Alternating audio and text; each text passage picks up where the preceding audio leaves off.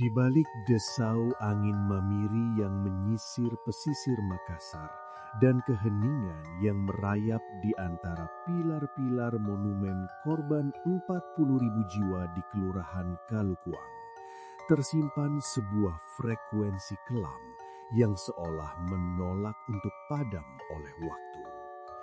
Jika Anda berdiri di sana saat senja mulai luruh, atmosfer di sekitar koordinat sejarah ini terasa memberat, seakan-akan tanah yang kita pijak masih menyimpan memori molekuler dari darah yang tumpah secara paksa pada musim penghujan tahun 1946. Ada sebuah kesunyian yang tidak wajar, sebuah keheningan yang bukan berarti damai, melainkan sebuah keheningan residu dari ribuan jeritan yang dibungkam dalam satu tarikan nafas sejarah yang brutal.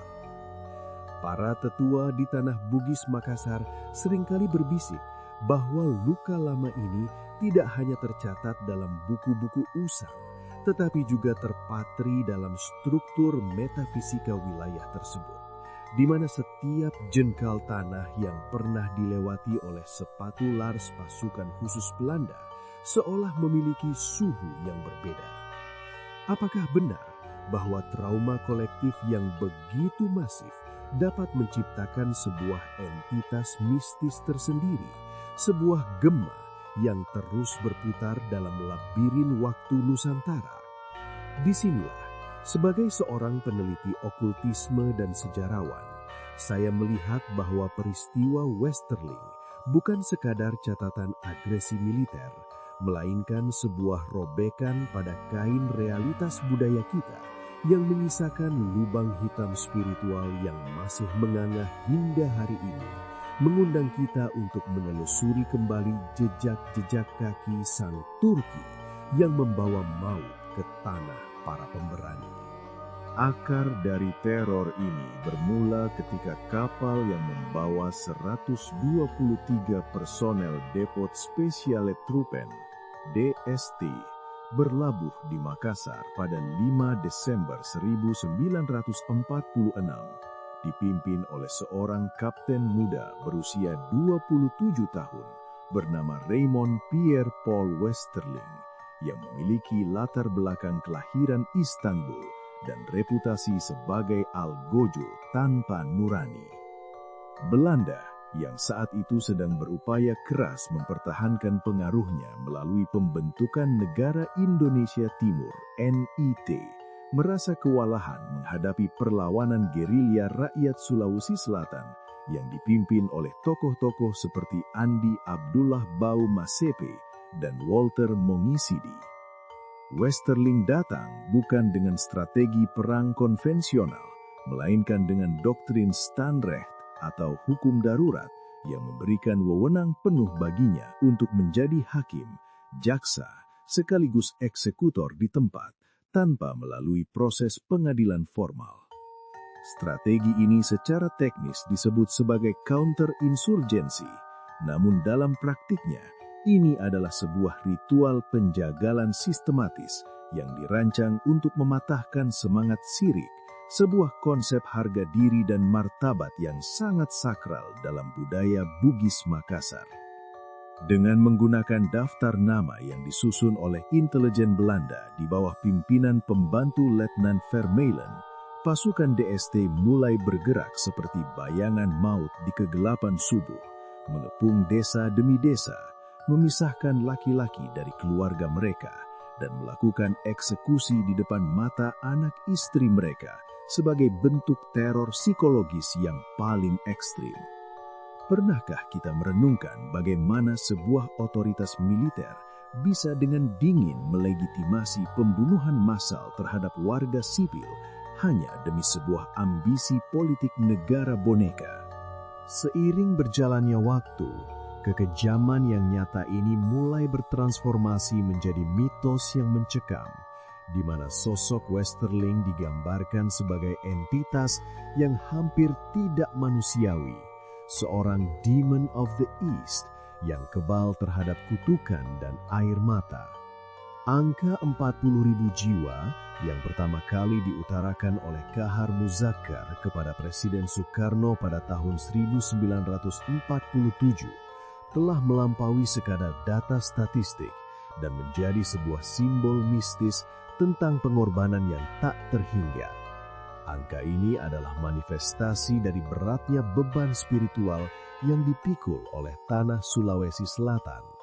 Di kalangan masyarakat lokal, muncul kepercayaan bahwa tanah-tanah tempat pembantaian massal terjadi, seperti di Batua, Tanjung Bunga, dan Polong Bangkeng, menjadi tanah yang haus, di mana pada malam-malam tertentu sering terdengar suara derap langkah kaki tentara yang tak terlihat, atau aroma mesiu yang mendadak menyeruak di tengah udara malam yang bersih. Eskalasi mitos ini diperkuat dengan cerita-cerita tentang daftar maut Westerling yang seolah memiliki kekuatan magis, di mana siapapun yang namanya tertulis di sana tidak akan bisa lari dari takdirnya, seolah-olah sang kapten telah melakukan kontrak gelap dengan maut itu sendiri. Fenomena ini menciptakan sebuah geografi ketakutan yang turun-temurun, di mana batas antara sejarah yang terdokumentasi dan legenda urban yang mistis menjadi kabur, menyisakan pertanyaan besar, apakah hantu-hantu yang menghantui ingatan kolektif kita adalah arwah para korban yang menuntut keadilan, ataukah itu adalah proyeksi dari rasa bersalah sejarah yang tak pernah diselesaikan secara tuntas oleh pihak penindas. Salah satu tragedi paling ikonik yang menjadi bukti kelam sejarah ini terjadi di Galung Lombok, Polewali Mandar pada awal Februari 1947, sebuah peristiwa yang oleh beberapa peneliti disebut sebagai salah satu pembantaian tersadis yang pernah dicatat dalam sejarah kolonial modern. Di sana, ratusan warga sipil dikumpulkan di sebuah lapangan luas, tangan mereka diborgol dan kaki mereka dirantai. Lalu tanpa peringatan, senapan mesin pasukan DST mulai menyalak, merobek tubuh-tubuh yang tak berdaya itu hingga tanah yang semula hijau berubah menjadi merah pekat oleh darah yang menggenang. Kesaksian saksi mata yang selamat, seperti Bahrun yang harus kehilangan tangannya karena luka tembak yang membusuk, menggambarkan suasana hari itu sebagai kiamat kecil, di mana langit seolah tertutup oleh kabut hitam kesedihan. Tak kalah tragis adalah eksekusi terhadap Andi Abdullah Bau Masepe, seorang bangsawan tinggi yang memegang teguh prinsip Sirik Napese, yang dipaksa menyaksikan rakyatnya dibantai sebelum akhirnya ia sendiri dieksekusi dengan cara yang sangat tidak terhormat bagi seorang kesatria. Ada pula laporan kelam mengenai praktik adu manusia, di mana para tawanan dipaksa berkelahi satu sama lain hingga mati demi hiburan para perwira Belanda, sebuah tindakan yang melampaui batas-batas kemanusiaan dan masuk ke ranah sadisme murni.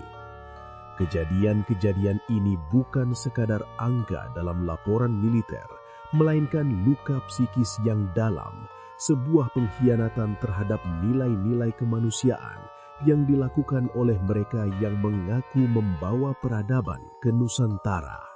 Kesimpulan dari penelusuran sejarah mistis ini membawa kita pada sebuah teori tentang trauma transgenerasional yang tidak pernah benar-benar disembuhkan, di mana energi negatif dari peristiwa Westerling terus mengalir dalam darah keturunan para korban dan pelaku. Teror ini seolah tidak pernah berakhir karena adanya amnesia sejarah yang disengaja dan penolakan untuk mengakui kejahatan perang secara penuh, yang secara metafisika membuat arwah-tarwah yang tidak diakui ini terus bergentayangan dalam kesadaran nasional kita. Angka 40.000 mungkin saja diperdebatkan secara akademis oleh para sejarawan Belanda yang mengklaim korban hanya sekitar 3.000 hingga 5.000 jiwa. Namun, bagi rakyat Sulawesi Selatan, Angka itu adalah representasi dari setiap tetes darah, setiap harapan yang pupus, dan setiap doa yang terputus di ujung bayonet.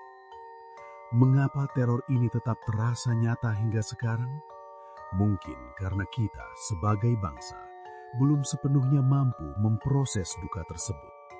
Atau mungkin karena tanah Nusantara ini memang memiliki memori yang sangat panjang terhadap ketidakadilan.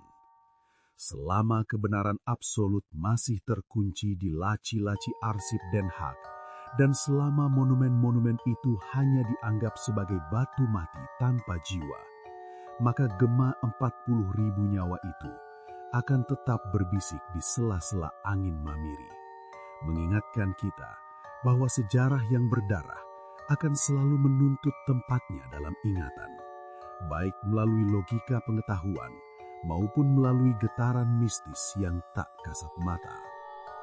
Ikuti terus cerita lainnya hanya di Mistik Nusa.